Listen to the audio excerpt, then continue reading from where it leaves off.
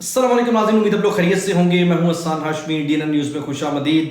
बहुत बड़ी breaking news ये है कि अमेरिका ने बिल आखिर शिकस्त तस्लीम कर ली है और ईरान फातेह रहा है। लेकिन असल फातेह जब मैं आपको थोड़ी देर में जब बताऊंगा तो आपको अंदाज़ा होगा कि इस जंग का मेन फातेह कौन है, असल हीरो कौन है, सेहरा किसके सर पर है।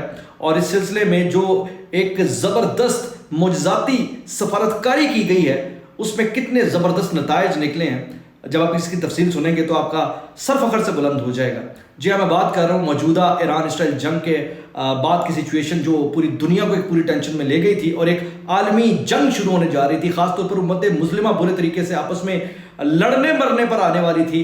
लेकिन ऐसे वक्त में पाकिस्तान की सफारतकारी और ख़ासतौर पर हाफिज़ फील्ड मार्शल ने जिस लेवल पर जाकर इस सारे मरले और इस सारे मामले पर मुदब्बराना अंदाज में खामोशी के साथ काम किया, उसके नतीजे में एक बहुत बड़ी तबाही से उम्मत मुस्लिमा बच गई है। वंस अगेन बात करूं उम्मत मुस्लिमा की, ये ज़बरदस्त जो जंग पाकिस्तान ने लड़ी है उसके अब जो नताइज आ रहे हैं उससे अमेरिका भी हिला बैठा है, इसराइल भी हिला बैठा है और ये पूरे का पूरा जो तागूती सिस्टम है, उनका जो ब्रेन है वो बिल्कुल कोलैप्स होकर रह गया कि भाई ऐसा हुआ कैसे। भी मैं तफसील इसकी आपको बताता हूँ, लेकिन उससे पहले ज़रा मैं आपको बताऊँ कि कैसे वक्त में ये सारा कुछ हो रहा है। जब पाकिस्तान की एक बाकायदा जंग जारी है और वो जंग जारी है जनाब अफ़गानिस्तान के अंदर उन खवारिज के खिलाफ जो उम्मत मुस्लिमा के दुश्मन है, पाकिस्तान के नहीं, उम्मत मुस्लिमा के दुश्मन है। और इन अफ़गान तालिबान के पीछे भी कौन है, वही जो ईरान इसराइल जंग के हवाले से सारा माहौल गर्म किए हुए हैं। यानी इसराइल इसके पीछे है, अमेरिका इसके पीछे है, एपाक डॉक्ट्राइन इसके पीछे है। और ये पूरे का पूरा जो नेक्सस था, इन्होंने बड़ा सिस्टमेटिक अंदाज में ये प्लान आउट किया था।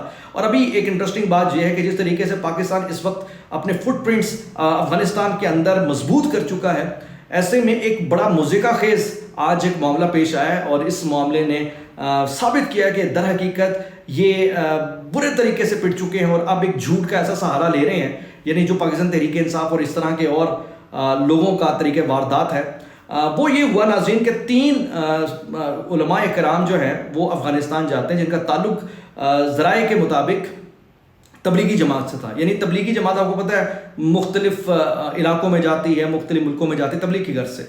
तो पाकिस्तान से 3 तबलीगी जमात के ज़राए के मुताबिक लोग अफ़गानिस्तान पहुँचते हैं।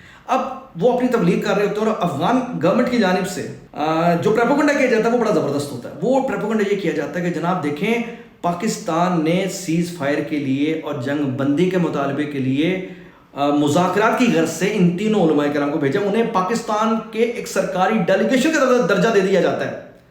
तो आप इस बात से अंदाज़ा लगाएं कि वो अफ़गानिस्तान की हुकूमत जो दहशतगर्दों को पनाह दिए बैठी है, इसराइल की बगल बच्चा है और हिंदुत्व की गोद में बैठी हुई है, बुत परस्तों और कट्टर इस्लाम दुश्मनों की इलाई है, एक इत्तेहादी है, आज पाकिस्तान की अफवाज के हाथों पिटने के बाद, और अभी ये सिलसिला पिटाई का जारी है।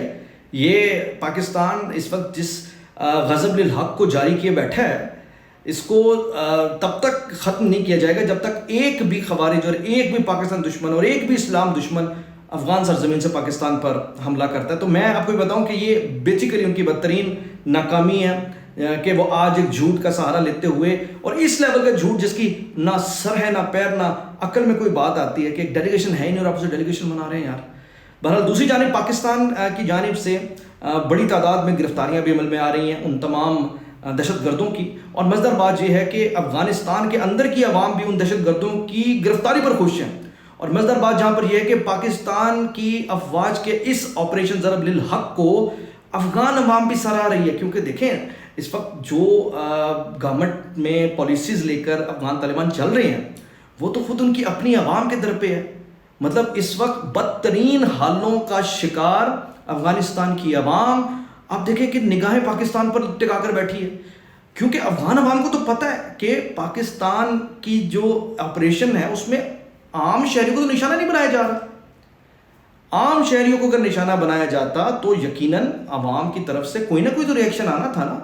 तो पूरे अफ़गानिस्तान के अंदर सूरत हाल एक बड़ी दिलचस्प और अजीब सी है कि पाकिस्तान के साथ खड़ी है अफ़गानिस्तान की अवाम। और इस वक्त भी पाकिस्तान से भी जो मुहाजिरीन उधर जा रहे हैं, दर हकीकत سارا کیا دھرا موجودہ حالات کے تناظر میں ان کی اپنی گورنمنٹ کیا ہے. تو یہ ایک قسم کا عذاب بن کر مسلط ہوئی ہے افغانستان کے اندر. اور ایران اسرائیل جنگ کو لے کر اسرائیل کا پلان چوپٹ ہو گیا. آپریشن غضب الحق نے اسرائیل اور امریکہ کا پلان چوپٹ کر دیا. افغانستان کے تھرو یا بھارت کا جو پلان تھا کہ افغانستان کے تھرو پاکستان کو انگیج کرے گا, تو وہ تو ہم نے کہتے ہیں سارے کے سارا واڑ کے رکھ دیا, بڑھ گیا. دوسرا, اسرائیل اور امریکہ اور یہی بھارت بھی ایران کو لے کر جس پلان کو لے کے چل رہے تھے وہ بھی بڑھ گیا, وہ بھی سیرا پاکستان کے ساتھ جاتا ہے. کیوں؟ اس کی بنیادی ریزن یہ ہے کہ ایران نے ایک بہت بڑی کوتاہی کی ہے موجودہ حالات میں, ایک بہت بڑا ظلم کیا. اور وہ ظلم یہ کیا کہ اس نے تمام خلیجی ممالک میں, عرب ممالک میں اس نے گولے برسانے شروع کر دی, میزائل برسانے شروع کر دی. اچھا, اب یہ ایک بڑی نازک صورتحال تھی کیونکہ سعودی عرب بھی, یو اے بھی اور دیگر ان پر بھی, چونکہ وہاں اڈے بھی تھے, سارا کچھ تھا, لیکن اس کے باوجود بم برساتے ہوئے ایران پر انہوں نے جوابی کارروائی نہیں کی, جبکہ امریکہ کا دباؤ بھی تھا. پاکستان نے اسی نازک صورتحال پر ایک طرف ایران کو خاموشی سے سمجھایا کہ بھائی یہ جو تم حرکت کر رہے ہو یہ ٹھیک نہیں ہے, آپ کو اگر بدلہ ہی لینا ہے تو آپ اسرائیل کو اٹیک کریں, آپ عرب ممالک کو کیوں اٹیک کر رہے ہیں. دوسری طرف آپ دیکھیں جی سی سی میں عرب ممالک نے پاکستان کی ایک زبردست سفارتکاری کے نتیجے میں, سپر ڈوپر سفارتکاری کے نتیجے میں, ان حالات میں کہ جب ایران کی جانب سے ان کے ممالک کو ٹارگٹ کیا جا رہا ہے, دیکھیے کیسی بات ہے کہ انہوں نے پھر بھی ایران کی حمایت کی اور امریکی جارحیت کی مذمت کی.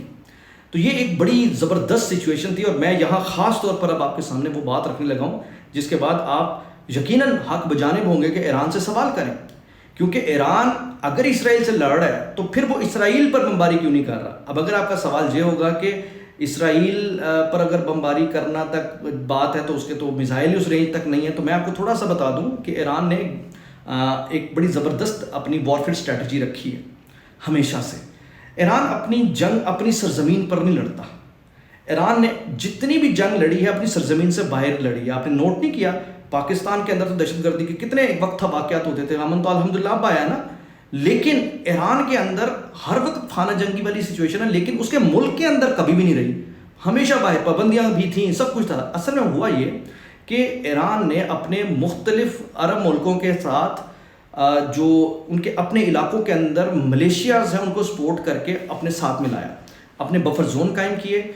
سیریا کے اندر بھی آپ کو بفر زون ملے گا, عراق کے اندر بھی, یمن کے اندر بھی, لیبنان کے اندر بھی. یہ سارے وہ ملک ہیں جو کہ اسرائیل کے بالکل کلوز ہیں. تو اس سچویشن میں ایران کی جو فوجیں ہیں, یعنی جو ان کی یہ ملیشیاز ہیں جن کو وہ برسوں سے پال رہے تھے اور پال پوس کے انہیں ایک اتنا بڑا کر دیا تھا, تو وہ تو بڑے ایزیلی اسرائیل کو اٹیک کر سکتے تھے. ایک ساتھ اگر یہ تمام عرب ممالک خلیجی جہاں جہاں ان کے بفر زون تھے ان کی ملیشیاز بجائے اس کے کہ اندر لڑائی لڑیں, وہ اسرائیل سے لڑائی نہیں لڑ سکتے تھے؟ لڑ سکتے تھے نا, کیوں نہیں لڑے؟ یہ سوال ہونا چاہیے. مطلب ہم ایران سے یہ کہیں کہ بھائی آپ کی لڑائی صرف اپنے مخالف سیکٹ کے ساتھ ہی ہے, یعنی اگلے فرقے کے خلاف ہی ہے. آج جب فرقے بازی کو 2 منٹ کے لیے چھوڑ دیں جس طرح باقی عرب ملکوں نے چھوڑا ہے, آپ بھی چھوڑ کر اپنی ساری توجہ اسرائیل کی بربادی پر لگاتے تو آج ایک بھی میزائل کسی عرب ملک پر نہ گرتا, سارے میزائل جو ہیں اسرائیل پر گرتے. بہرحال یہ پاکستان نے بڑی زبردست حکمت عملی کے ساتھ ایک بڑی زبردست جنگ سے مسلمانوں کو بھی بچایا, اور یہی وجہ ہے کہ آج امریکہ نے کہا ہے کہ ہم اب جنگ ختم کر رہے ہیں. یہ ہے وہ فتح جو پاکستان کے ہاتھ آئی ہے. امریکہ نے, آپ کو کیا لگتا ہے ایران کی وجہ سے؟ نہیں, پاکستان کی اس زبردست سفارتکاری, کیونکہ وہ امت مسلمہ کو لڑا کر اس سے نتائج حاصل کرنا چاہ رہے تھے جسے پاکستان نے ناکام بنایا.